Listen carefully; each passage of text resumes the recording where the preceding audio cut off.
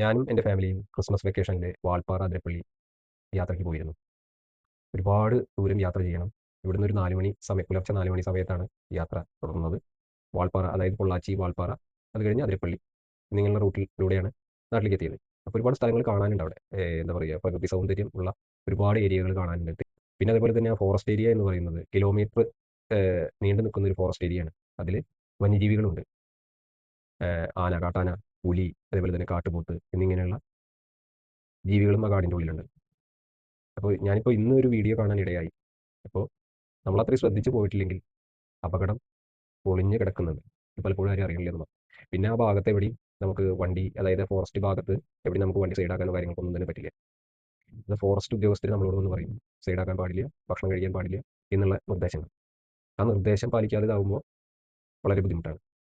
നമ്മൾ ചിലത് കാര്യങ്ങൾ പ്രതീക്ഷിക്കാതെ നമ്മളിലേക്ക് തന്നെ കടന്നു വരും ചെയ്യും. അപ്പോൾ ഈ വീഡിയോ കണ്ടപ്പോൾ ഒന്ന് പറയണമെന്ന് തോന്നി. അതുകൊണ്ടാണ്. ഇനി ആരെങ്കിലും ആ ഭാഗത്ത് പോയിട്ടുള്ള ആളുകൾക്കാണെങ്കിൽ അറിയുകയും ചെയ്യാം. എൻ്റെ ഒരു ആദ്യത്തെ അനുഭവമാണ്. അപ്പോൾ ഞാൻ ഈ വീഡിയോ കണ്ടപ്പോൾ അത്ര പോലും പ്രതീക്ഷിച്ചിട്ടില്ല. എന്തായാലും ഈ വീഡിയോ ഒന്ന് കണ്ടു നോക്കും.